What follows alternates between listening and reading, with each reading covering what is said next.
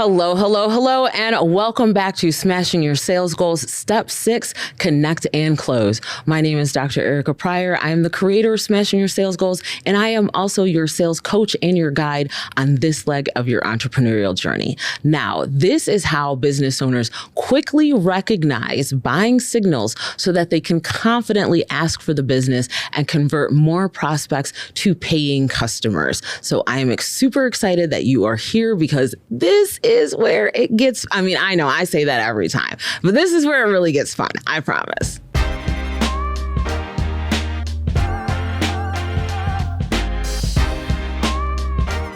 So as you know, Smashing Your Sales Goals is part of a holistic system and program. And so in the first phase, the strategy phase, we have gone through your revenue roadmap. We've talked about each of the steps that are in a typical B2B sales process. We've dug in and decided that we have to be the expert on our right fit customer and the bullseye buyer. And then in offer optimization, we have talked about the difference between an offer and a package and being able to identify the value. And the second story phase, we have done message mapping where we have talked about more specifically how to communicate that value that you bring.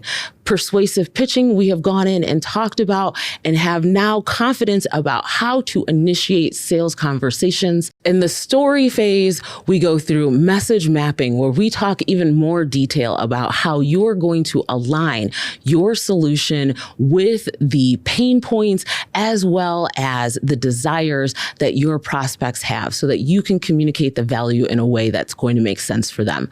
Persuasive pitching, we talked about initiating sales conversations and initiating them over and over again. And finally, here in Connect and Close, we're going to talk about how you overcome those objections and how you ask for the business with confidence.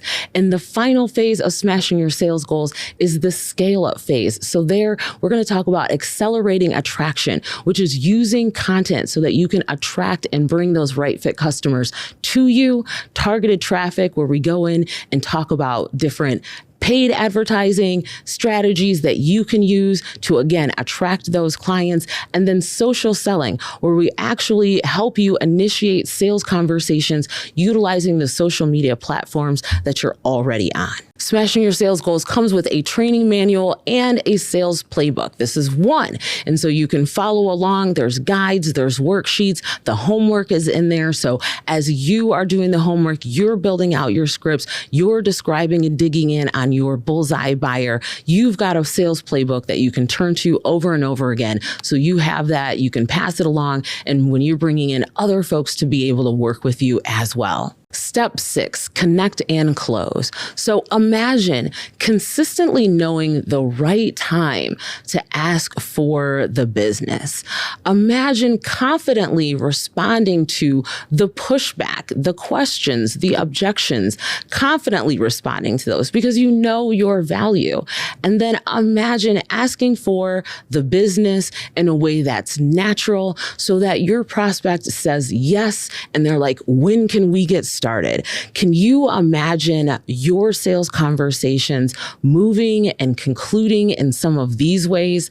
I know I can. But why do so many business owners struggle to connect with their prospects and ask for the business? Number one, fear of rejection, conflict, or confrontation. So there's a lot of people out there that fear rejection and believe somehow that it is a personal issue, or they fear conflict or confrontation. Asking for the business is definitely an opportunity where you might hear no. But so it can be easier to talk again about the product features, to talk about the package and the services, and not necessarily ask for the business because you're afraid that you might be rejected. A lot of times people are unclear about what their next steps are.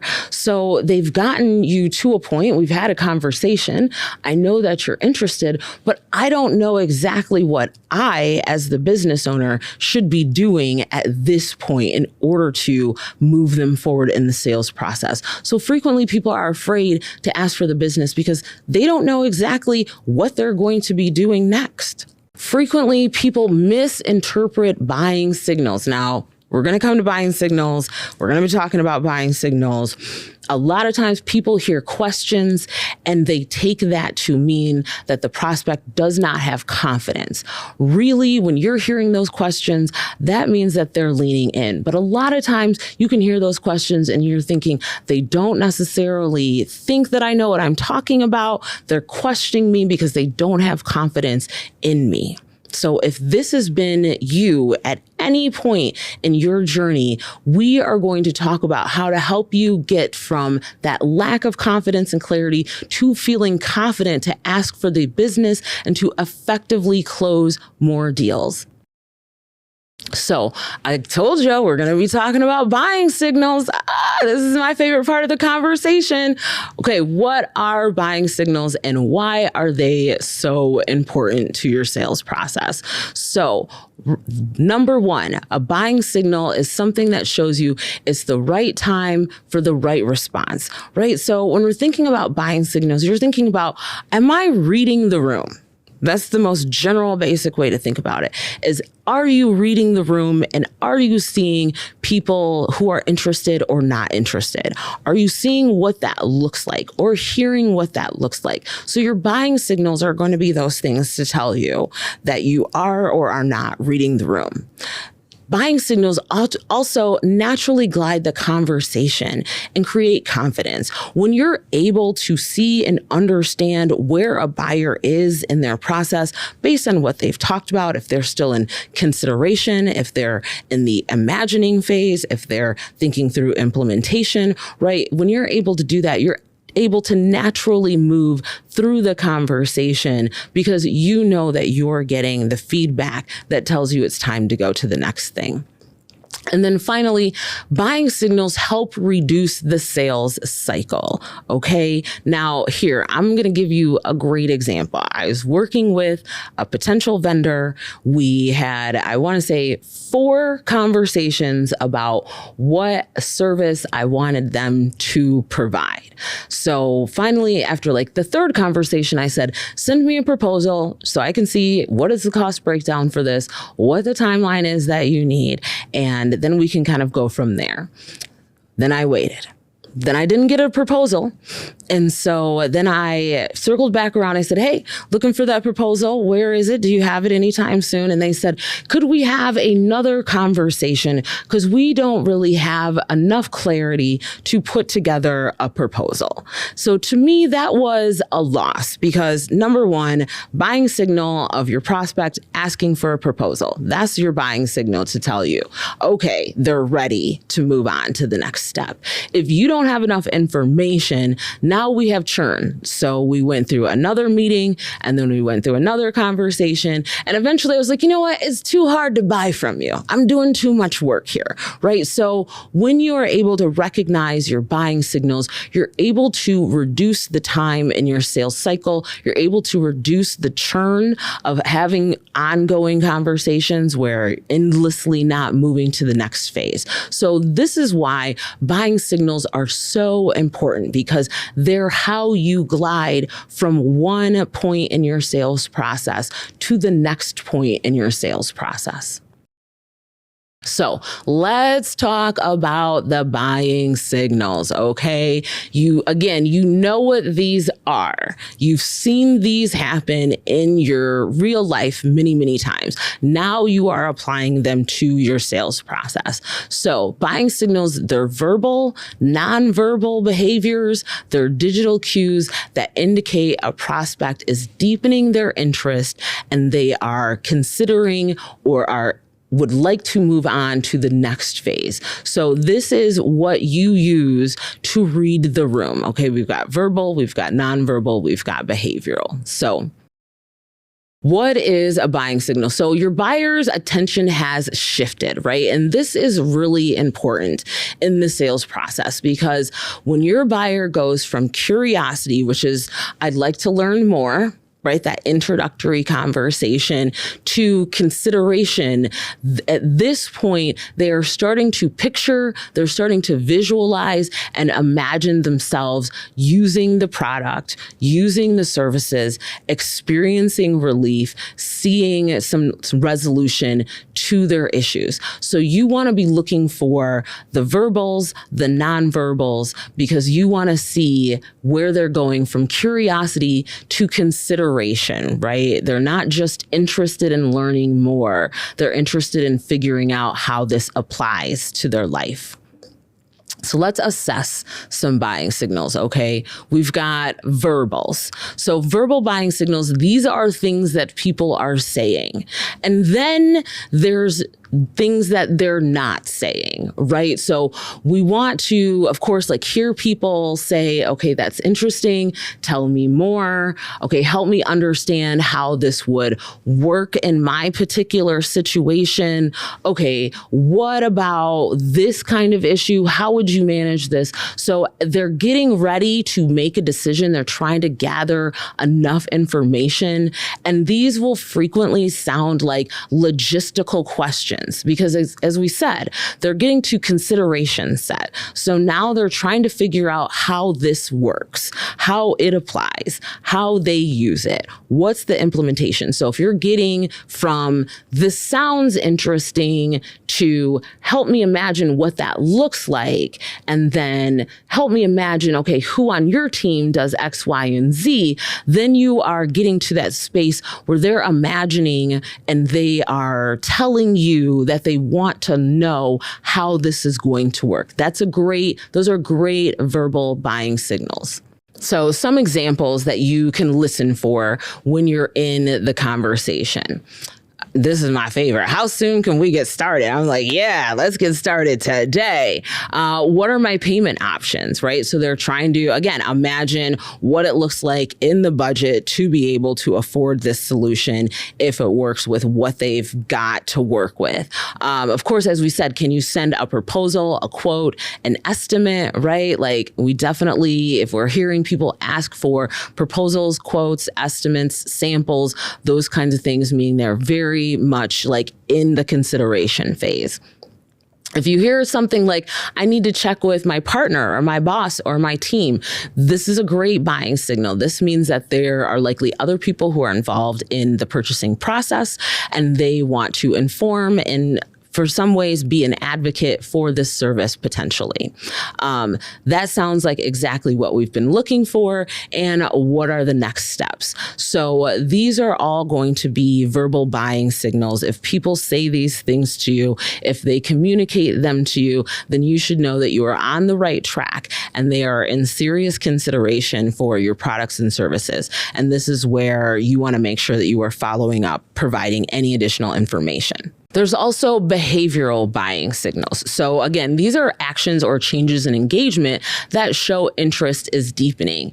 This tells you that their attention is flowing. So behavioral signs are going to be the ones that you're, again, really familiar with. Lean in, right? People, if they are leaning in and you can see that on the screen or you can see that in person, that means that individual is trying to learn more and you have their attention. And again, they are ready and interested. It's the same thing when you go to the store, right? You know, when you go to the store, when you finally meander up to the cash register, that's their buying signal. That's their behavioral signal that you are ready to move to the next step of the buying process.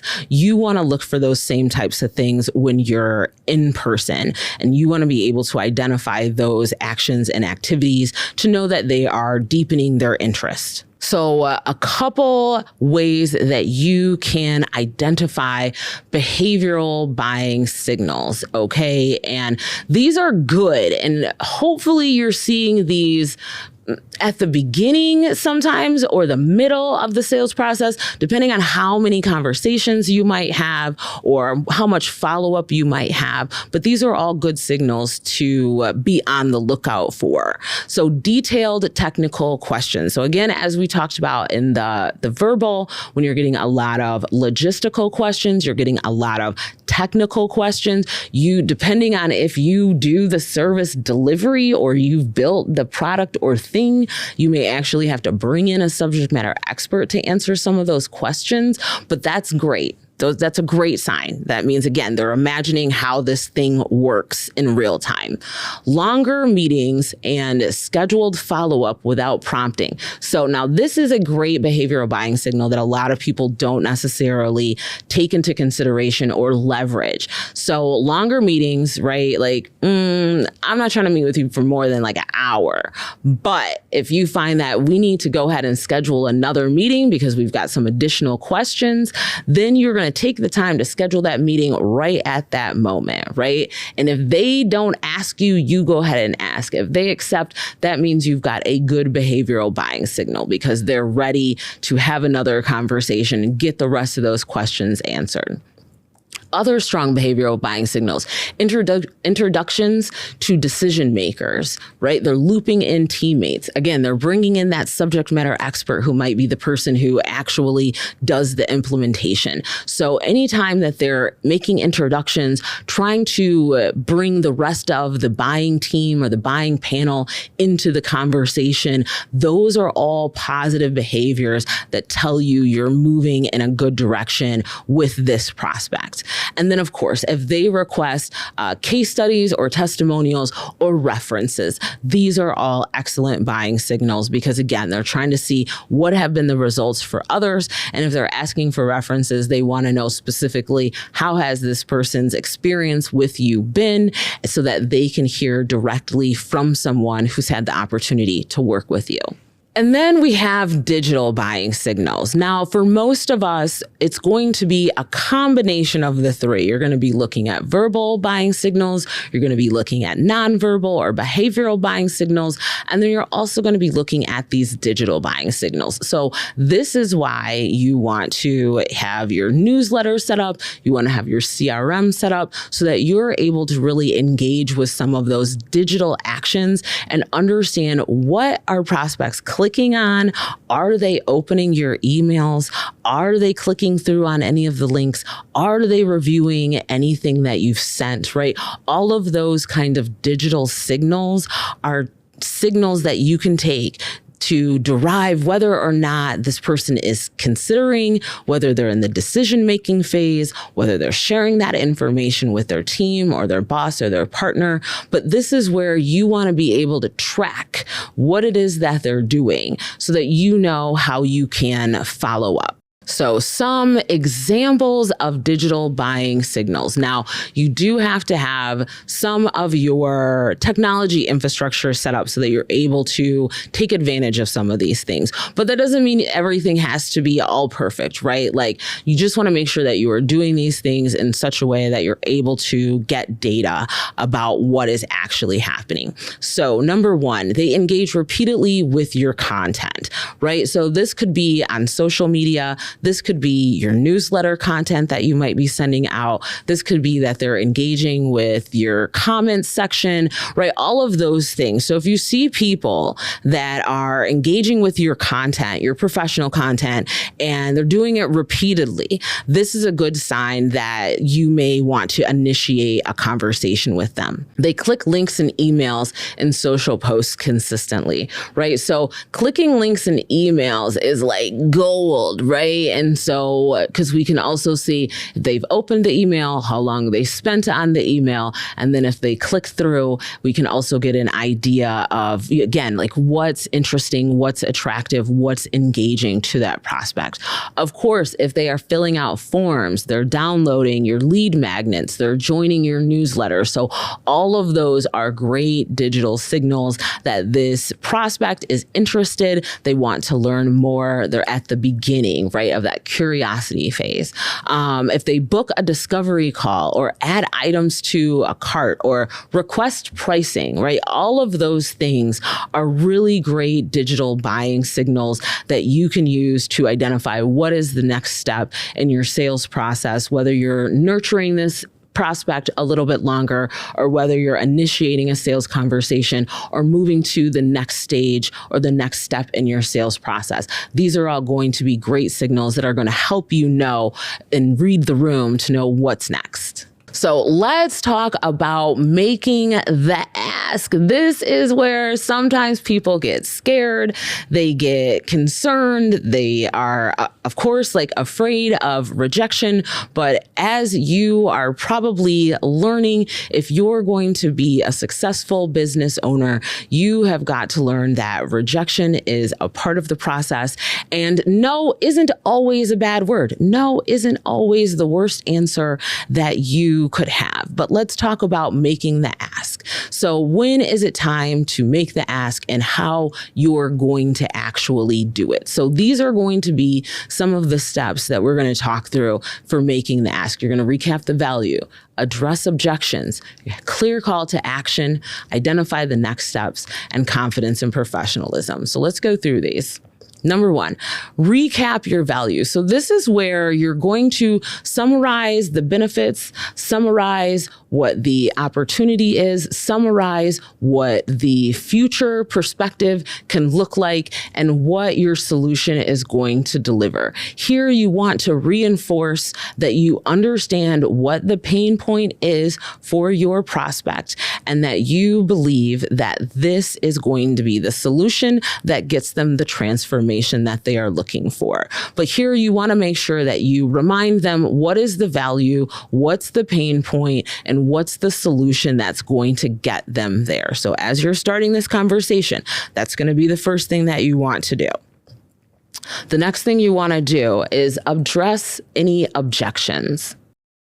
Number two, the next thing you want to do is address objections. So you've had several conversations, perhaps you've had maybe one conversation, but you want to make sure that you have addressed all of their objections. And here, this is where I just simply say, real simple, are there any other questions that I can answer for you? Is there anything else that is like rolling around that you would like to hear some more specific information on, right? Like, because a lot of times, people actually have additional questions. They do. Right. And that's great because that's what I want is to exhaust them of their questions. So if you are in a closing conversation, you want to make sure that you address any objections that they've brought up, and you want to make sure that they have exhausted all of the questions that they could have, right? That doesn't mean that they won't have additional questions in the future, but it means at least for right now, as you gear up to make the ask, you have addressed all of the questions or concerns that they have communicated up until this point and or in this conversation. And you've clearly sort of given them the opportunity to ask anything else that they might have on their mind. Common types of objections. So there are a variety of objections that you may receive over the course of your life as a business owner, but most of them are going to boil down to this list. Number one, we see price. Price is always an objection. A lot of times people will tell you it's too expensive, it's out of our budget, we don't have the money for it, something that's on, a future roadmap. You're going to hear that one very often. Frequently, that is just superficial and it's surface level, right? So we take it, but we take it with a grain of salt because a lot of times pricing can be overcome. Timing. You might hear, now is not a good time. Now is a great time. Now is not what we're looking for. We don't have the people for it, whatever the case. Timing is a common objection that you're going to hear. Again, it's another objection that you can address and you can potentially overcome with additional questions to understand what that timing can look like. Need. I'm not sure we actually need this thing. Now, this is an important objection to be aware of because this is where you want to ensure you're aligned. Right? So you understand what their issue is and that your solution actually helps solve or alleviate that concern. If they can't see how your solution solves the need that they have, then it might not be the right solution for them or it might not be the right solution in general. Trust. So I've never heard of your company. Who are you? Where are you coming from? Of course, for a lot of us who are small business owners, we're going to be running into people all the time who have never heard of us, who have never heard of our company, who have never heard of our products and services. That's why we are constantly trying to build that trust, right? And we are sharing our authentic selves. We're not trying to pitch people to buy something that they don't need. We're offering consultation and offering information and insights up front without them making a purchase or signing a contract. So you want to continue to build that trust all throughout your sales conversations. And then value, right? So again, this is an objection you may or may not hear, but we don't necessarily value that. And frequently, if you're hearing something like around value, either you haven't presented your value proposition in a way that's meaningful, or it's not necessarily meaningful generally speaking. And that's probably an alignment issue, and that may not be a good client for you. So some of these objections, I think all of them you can overcome, or you can address the concerns of, and you want to know that what the objections are, and you want to ask the questions, right? This is why we're putting this list here. So when you hear people say things like this, you can say, well, if it's too pricey, what is in your price range? What did you have allocated in your budget for a solution like this, right? You can ask the questions about timing. This isn't the right quarter for this. What were you thinking would be a good timeline? When is your busy time of the year, and when is your slow time of the year, right? So when you hear the objections, use it as an opportunity to ask the questions. So number 3 and number 4, and I am telling you all day and every video I can, you have to have a clear call to action, and you have to know what the next steps are and identify them for your prospect. In my last example, when I talked about me saying, hey, I want a proposal, send me a proposal, I'm ready to take a look at something. You never want to have your prospects really asking you, like, what's next? What do we do? You want to help them know that you're guiding them through a process, right? So here, that's where you want to make sure, again, you have a specific and direct call to action, a CTA. What are they supposed to do next? You want to, go for the numbers. Number 1, you're going to do this. Number 2, you're going to complete this form. Number 3, you're going to schedule time in my calendar so we can talk again soon. Identify whatever it is, and then know if other people are involved in the process, right? If those next steps for you are, you want them to, complete this form and do this, schedule this thing, but there are other people who are involved in the process, then you may have to revise your next steps so that you can consider those other individuals that may be involved in the buying process. So you want to know what their next steps are, and then you want to be explicit with your next steps so that everybody is clear about what we're doing in this process as we move forward, right? Removing that ambiguity and making the unknown known to your prospect. So let's talk about ways to make the ask. Now, there's all kinds of ways, right, that you can ask for anything. So this isn't going to be rocket science. And as we think about making the ask, hopefully you've been selling to the next step, right? You've got people to say yes to meeting with you. You've got them to say yes to having a conversation and actually showing up. You've got them to say yes to perhaps reviewing some testimonials and some case studies. So remember, you've got all of this momentum that you've built up with all of the yeses that you've gotten beforehand. So yes, this is the big one when you're asking for the business, but on the same token, it's another small yes in your process. So you don't want to stress when it comes to this moment in the sales process. 3 easy ways to make the ask. And I'm going to encourage you to practice these, because the more you do it, the better you get at it. So the first one, ways to make the ask, is Again, sell to the next step. We're never worrying about selling the whole thing. And even again, when you get to, are we ready to go and sign a contract and work together and like all of the formality that may come with bringing on a new client or having a new customer that you're going to onboard, what you really want to consider is you've identified what, again, the next step is. So what you want to do is sell them to the next step, which is the final thing in the sales process here. So whether that's registration, whether that's, would you like to complete this form? Would you like to work together on this project for the next 6 months based on your timeline? Like, you want to just ask again for them to move to the next step.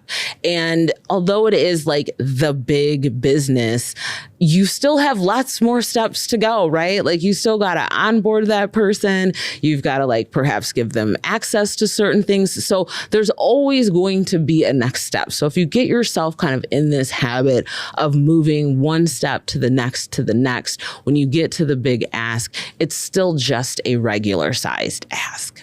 So a lot of times it is really important, depending on who you're working with and if there is a decision-making panel, to just be very direct with your ask, to simply ask based on what we've discussed, right? And we've done the work of like reiterating the value. We've exhausted them of the questions that they have. We have asked them if they, are other people involved. We understand what their next steps are, right? So we've done all of those things in the conversation. And so now a really straightforward way to make the ask is based on what we've discussed.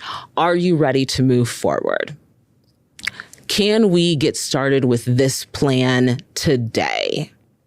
Right? That is a straightforward way to make the ask. They're answering with a yes or a no. If you get a yes, then you're like, okay, this means then we're doing this next. If you get a no, then you can ask the question, what's holding you back from making this decision? It could be, again, something that is in your control or something that's out of their control. But either way, a direct ask, you want to ask yes or no. And again, if there are other people in the buying process, a direct ask is important. And it also signals to your prospect that this isn't a ongoing continuation. I hear that a lot from business owners, where they'll just have conversation after conversation after conversation, and they never end up closing. They never end up necessarily presenting a package or an offer, but they do end up working, right? Because the prospect is like, hey, if you're not going to ask me for the business, I will keep working you. And there are people who do that. So this is a way that you prevent that churn, right? And let them know, like, we are engaged in a conversation for a specific purpose. And then this is really the summary. And this is, again, where you start and where you end, where you do the recap. You talk about the key benefits. You talk about the value. And then you ask them, so are you ready to make a decision? And I like this. It's a little less straightforward because a lot of times people may be ready to think about making a decision. Right. And so that's when they can have this opportunity, and you leave the door open to have a conversation about, okay, what may be holding you back from making the decision, or what are some additional concerns that you might have, but sort of asking them, are they ready to make a decision, or do you need a little time to think about what you want to do next? Right. So depending on the types of services, if there are multiple people involved, you may want to ask them to think about making a decision and circle back with you. I find that to also be a really effective strategy, is to tell people, I don't want you to make a decision right now. I actually want you to go. I want you to think about it. I want you to come up with any additional questions that you have. And then I want us to come back together, address your issues and concerns, and then tell me what you think about your decision. So sometimes that's a great way to kind of ease people into it. And if you don't want to feel like you're being pushy or you're feeling like you're being somebody who's pressuring your prospect, ask them to think about their decision and then circle back with you. Let's talk homework. Yay. So if you have the manual, then this is going to be in the manual. If you don't have the manual, no worries, because you are still going to go ahead and do this homework. So the first thing that I want you to work on is identifying your common frequently asked questions. Okay. This is going to be the questions. Maybe you haven't had a lot of sales conversations. So you may want to brainstorm these. You may want to get on ChatGPT and ask them, like, from the perspective of someone who has never engaged with this type of service before, what kinds of questions would you have for me, right? So you want to identify the frequently asked questions that you will see or that you can anticipate seeing or that you've seen up until this point. And you want to ensure that you have created some responses for them. And then you're going to practice those responses to those frequently asked questions so that they no longer become opportunities to make you feel like you don't know what you're talking about or to appear less confident, right? So you're going to create the frequently asked questions, you're going to create those responses, and then you are going to assign those FAQs to the different levels of your lead list, right? So if we remember from our lead list from Bullseye Buyer, we've got level 1, level 2, and level 3. Level 1 being kind of like our lowest hanging fruit, level 2 being those that may need some additional nurturing, and number 3 being sort of our big fish whale clients. So if you think about that, which are the frequently asked questions that you can imagine from those level 1 potential prospects?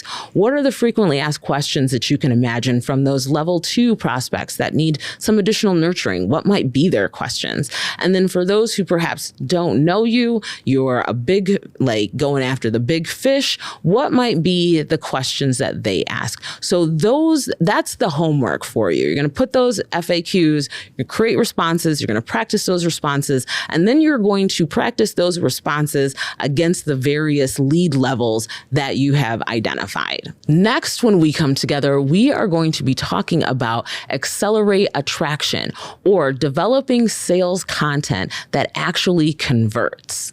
You have been with us on this sales journey up until this point. And if you're like a lot of people, you are ready to dig deeper. And that is amazing because we have a virtual community, we have an accelerator, and we have all of these other tools to help you on this leg of your sales journey. So please join us. We'd love to see you there. My name is Dr. Erica Pryor. I'm the creator of Smashing Your Sales Goals. I'm also your coach and your guide on this leg of your entrepreneurial journey. Thank you so much for joining me. We'll see you at the next training.